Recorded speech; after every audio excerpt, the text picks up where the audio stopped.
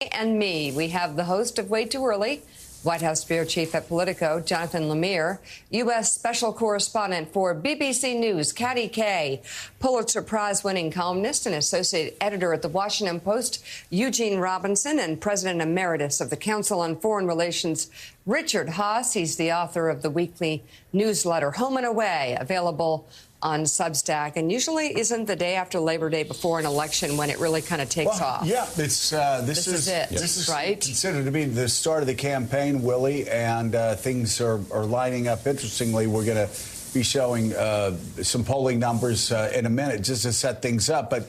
I will say the numbers have shifted dramatically, and in the shifts, I saw one number this weekend, over the weekend, that showed that women now 45 and under see abortion as the top campaign issue, the top political issue in America over the economy.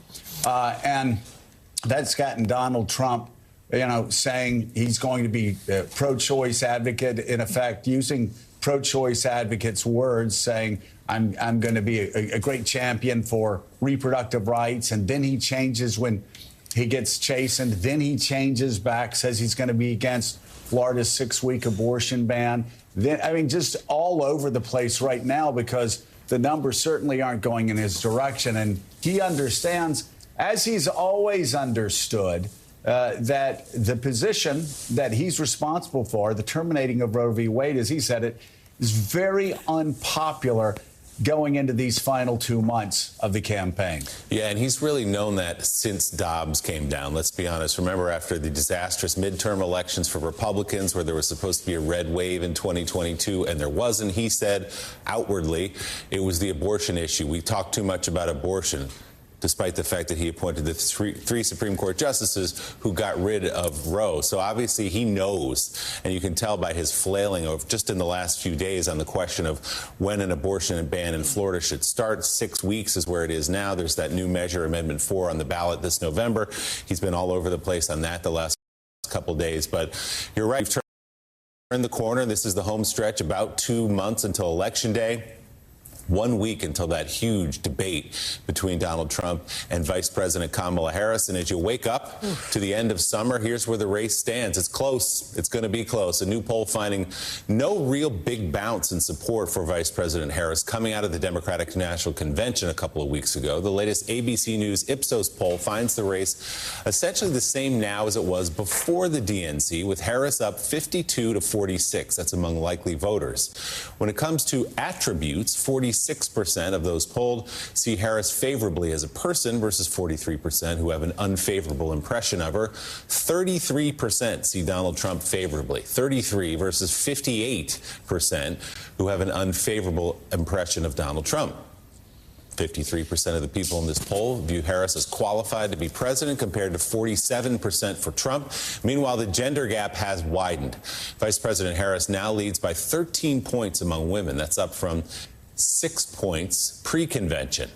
Donald Trump is up 5 among men, 54 to 41 for an 18-point gap there, Joe. So, again, maybe not a big bounce coming out of the convention that some people in the Democratic Party had hoped for, but when you look at the before and after, meaning with Joe Biden at the top of the ticket and now with Vice President Harris at the top of the ticket, there is a remarkable change. Yeah, there is a remarkable change. And you look at the characteristics, all the things that Donald Trump was ahead of before Harris got into the race, he's now behind. And I think the most striking thing, Mika, that when you're looking and people are trying to sort through this race and what direction it's going, you just look at the favorable, unfavorables. Donald Trump way up, upside down by, close to 20 points in the 30s for likable. And then you have Kamala Harris actually upside. I think it's like 46, 43. That is a huge gap. And the Trump campaign has said, and if you see some of just the absolute crazed behavior, and it's really almost too much to get your arms around. And I understand that's the idea of it, that the claims are so outrageous. They're so disconnected from the truth. Trump moving all over the place on issues from abortion to immigration, now saying we need more immigrants in the United States. All of this stuff, the crazy stuff at Arlington, they're absolutely desperate. And the campaign has said internally, they know they can never they can't make people like Donald Trump. Right. So their goal is to make people hate Kamala Harris. Yes. And that's where we are. And if they can't get Americans to hate Kamala Harris, then they understand she will win. So you mentioned flip-flopping on one of many issues, but one of them was reproductive rights. And the former president continues to struggle on the issue with a series of flip-flops. Evangelicals have supported him in part because of his strong pro-life stances, but he undercut that support last month in a social media post claiming he would, quote, be great for women and their reproductive rights. Days later, in an interview with NBC News, he was pressed about Florida's 6-week abortion ban. Well, I think the 6-week is too short. It has to be more time, and so and I've told them that I want more weeks. So you'll vote in favor of the amendment? I am going to be voting that we need more than 6 weeks. The Republican presidential nominee has now come out against the Florida ballot measure that would extend the time women in the state have to get an abortion. Conservative backlash to his earlier comments was swift, with some on the right warning Trump was risking losing a key block of anti-abortion voters. He attempted then to clean up his comments on Friday. Watch. Are you voting yes or no on Amendment 4 in Florida? So I think 6 weeks, you need more time than 6 weeks. I've disagreed with that right from the early primaries. When I heard about it, I disagreed with it. At the same time, the Democrats are radical because the 9 months is just a ridiculous situation where you can do an abortion in the 9th month. And, you know, some of the states like Minnesota and other states have it where you could actually execute the baby after birth. And all of that stuff is unacceptable. So I'll be voting no for that reason. Okay, that was just a ridiculous lie. The Harris campaign issued a statement following Trump's latest comments. Quote, Donald Trump just made his position on abortion very clear. He will vote to uphold an abortion ban so extreme it applies before many women even know they are pregnant. Jonathan Lemire, there are many different angles we could take on this. The 9-month lie is one that we've seen pervade the Republican Party since the onset of the campaign. It is a complete lie, although it is taken by many Republican followers and MAGA voters whole cloth. Just take it. They think it actually happens because it's said enough and it's echoed enough on different right-wing networks. It's not corrected. The bigger issue is that all of his different answers is what Trump does. It confuses people. Nobody really knows where he stands, and ultimately nothing matters. It's a bigger part of, some would say, some dangerous trends toward fascism in this country. But for this election, could the lies work? Yeah, it's certainly more of the firehood of falsehood strategy we've seen from Trump for a number of years now, but it's also reflective of how his campaign is, frankly, panicking about the abortion issue. You know, I have talked to those in Trump world who have said the former president himself has acknowledged privately that he thinks abortion could be the biggest problem his campaign faces this November.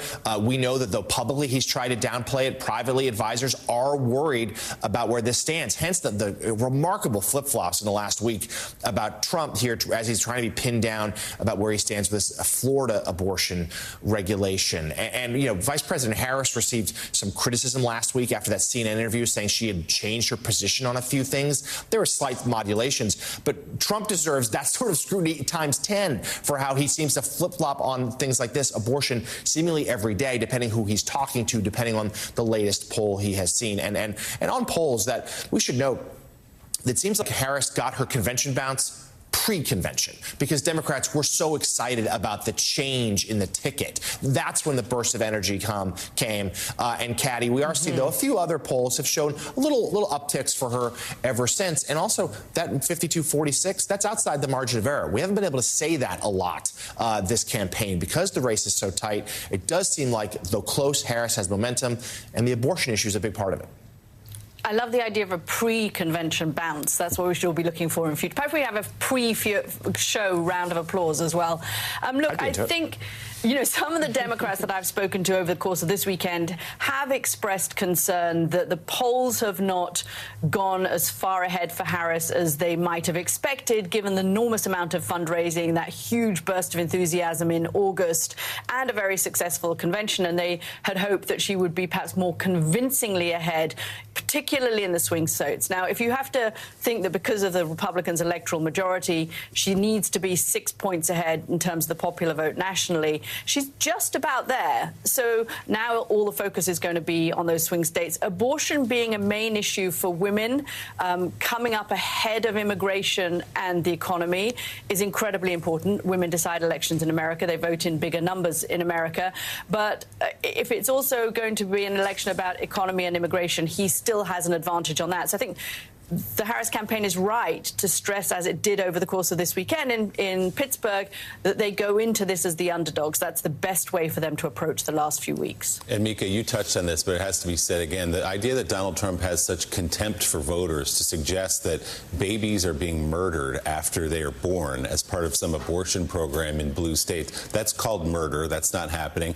And also, as you know, and you've said many times, abortion that happen after 21 weeks or 24 weeks are extremely rare. Women don't want to have an abortion at that point. It means something medically is wrong and they have to have an abortion. That's not an elective thing that women do casually. And John makes an important point, which is the entire argument the Trump campaign is making about Kamala Harris is that she has no core. She stands for nothing. She said one thing in 2019 and now she's saying something different to be elected. Well, watch Donald Trump in the last week just twisting in the wind on this question of abortion. Everything that they accuse her of, he is 100 times over. The balance just bounces right back on him. Coming up, we'll turn to the developing news from Israel, where mass protests erupted after another 6 hostages were killed last week in Gaza. We'll get the very latest from Tel Aviv when Morning Joe comes right back.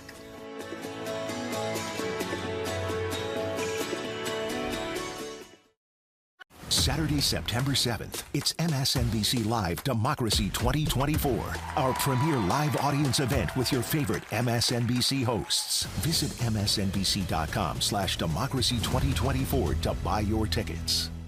Introducing MSNBC Premium on Apple Podcasts. Get early access and ad-free listening to Rachel Maddow's chart-topping original podcasts, exclusive bonus content, and new episodes of The Rachel Maddow Show and Morning Joe ad-free. Subscribe on Apple Podcasts.